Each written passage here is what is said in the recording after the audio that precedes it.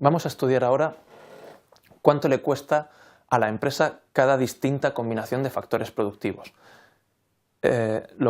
Las combinaciones de capital y trabajo que tienen un mismo coste estarán sobre una función que vamos a llamar la función isocoste. Y esto va a tener una gran importancia para poder conocer cuál es el coste de producción de la empresa en el largo plazo. Lo que nos planteamos de cara al largo plazo, cuando nos planteamos el coste de largo plazo, lo que queremos saber es cuánto le va a costar a la empresa producir una determinada cantidad de producto, Q unidades de producto, cuando la empresa tiene libertad para elegir los factores que va a utilizar, pero todos los factores de los que va a hacer uso. Es decir, la empresa está planificando de cara al largo plazo cuántos trabajadores quiere utilizar y cuántas unidades de capital.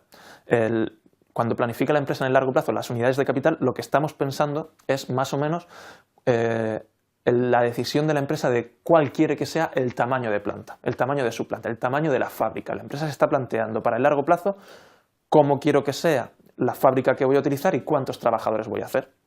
Y vamos a ver que en el largo plazo, para producir una determinada cantidad de producto, pues la empresa tendrá que tener en cuenta cómo se pueden sustituir unos factores por otros, cómo el trabajo puede sustituir al capital. Bueno, para producir una determinada cantidad de producto, Q', la empresa tendrá que hacerlo eligiendo capital y trabajo. ¿Qué combinación de capital y trabajo? Bueno, pues sabemos que hay muchas formas distintas precisamente por la posibilidad de sustituir los factores, de sustituir unos factores por ellos. Las combinaciones que podrá elegir la empresa será cualquier combinación de capital y trabajo que esté en la misma isocuanta, porque todas esas combinaciones de capital y trabajo nos permiten producir la cantidad Q'. ¿Qué es lo que va a ocurrir? Bueno, pues que la empresa de todas esas combinaciones de capital y trabajo tendrá que elegir una. ¿Cuánto cuesta producir cada una de estas combinaciones? Bueno, pues esto va a ser la cuestión relevante para la empresa. Lo que la empresa va a querer hacer en el largo plazo es elegir de todas esas combinaciones de factores la que le cueste menos, la que sea menos costosa. Lo que vamos a hacer ahora es estudiar precisamente el coste de esas combinaciones de factores. ¿Cómo sabemos cuánto le cuesta a la empresa cada una de las distintas combinaciones de factores que puede utilizar? ¿Y cuánto le cuesta? Bueno, pues el cálculo es bien sencillo. Si la empresa para producir una determinada cantidad de producto usa una combinación de factores, pues queremos saber cuánto le cuesta cada posible combinación de factores a la empresa. Y el cálculo es tan sencillo como el que tenéis ahí indicado. El coste que tendrá para la empresa una determinada cantidad de capital y trabajo será el coste del capital que utilice más el coste del trabajo que utilice. ¿Cuánto es el coste del capital? Pues será R por K. R, que es el tipo de interés, lo que cuesta cada unidad de factor capital por el número de unidades de capital que utiliza, más W, el salario, lo que cuesta cada unidad de trabajo por las unidades de trabajo que utiliza la empresa. El gasto en capital más el gasto en trabajo. Será el coste que tenga para la empresa esa cantidad de capital y trabajo. Bueno, con esta expresión podemos conocer el coste de cualquier combinación de capital y trabajo. Pero además esta expresión nos permite darnos cuenta de que hay distintas combinaciones de capital y trabajo que tendrán un mismo coste. Las combinaciones de capital y trabajo que sean igual a una misma C tendrán un mismo coste. Y por tanto será importante para nosotros también conocer cuáles son todas esas funciones de un mismo coste, por ejemplo de un coste C'. Todas las combinaciones de capital y trabajo que coincidan en ese coste diremos que están en una misma función. Será una función que nos relacionará capital y trabajo para aquellas combinaciones que sean igual de costosas. A esas funciones las llamamos isocoste. La función isocoste nos determina las combinaciones de factores que tienen un mismo coste C' y nos va a permitir representarlas en el plano del capital y del trabajo. ¿Cómo tenemos la expresión funcional de una recta de una función isocoste? Bueno, pues en la expresión de arriba, sabiendo que C tiene que ser una constante, que tiene que ser igual para todo, pues despejamos la K, despejamos el capital y nos queda, por tanto, el capital igual a una función de ¿qué?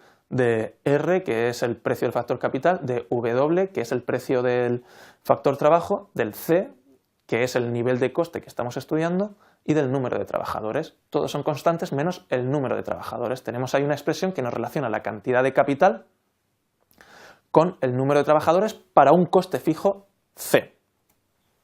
Si nos fijamos, esa expresión nos determina unas rectas. Las funciones isocostes son rectas. Es una recta donde el término independiente es C' entre R y la pendiente es W entre R. Por tanto, las combinaciones de factores que tienen un mismo coste serán siempre rectas. Esas rectas, ¿por dónde pasarán? Bueno, pues cortarán a los ejes unos determinados puntos. ¿Cuál será el punto de corte con el eje del capital?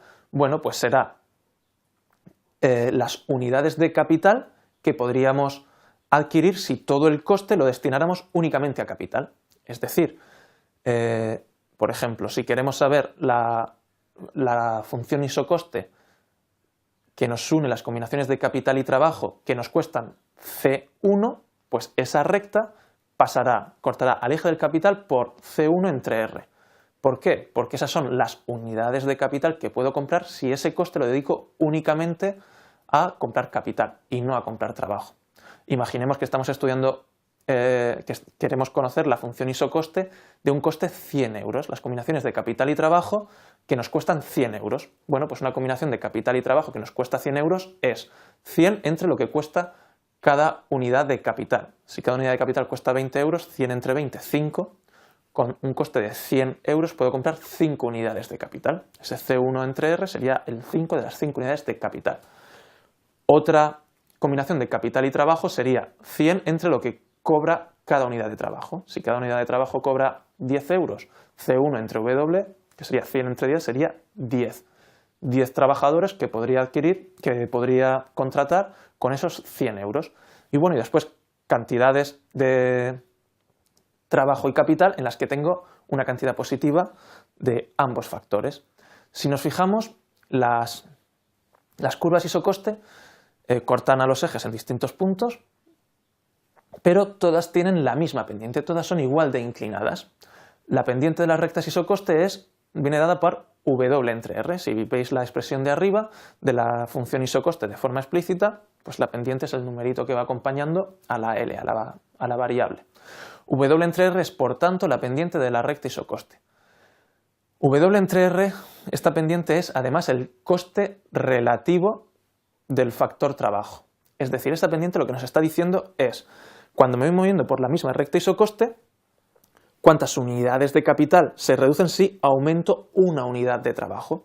Por tanto, W entre R lo que nos dice es el número de unidades de capital que puedo sustituir si adquiero una unidad adicional de trabajo. El número de unidades de capital que cuestan lo mismo que una unidad de trabajo.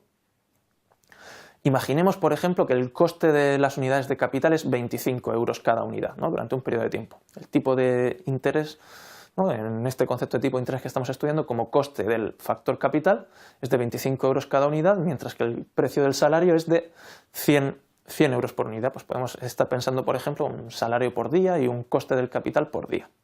Bueno, esa pendiente, que será W entre R, de 100 entre 25 es igual a 4. Ese 4 son las unidades de capital que nos cuestan lo mismo que una unidad de trabajo, o lo que es lo mismo. En el mercado, una unidad de trabajo cuesta lo mismo que 4 unidades de capital. Por eso W entre R es el coste del factor trabajo en términos de unidades del capital. La pendiente de las isocuantas, por tanto, es siempre la misma, W entre R. La pendiente de las isocostes es siempre la misma, W entre R. Cuanto más verticales sean las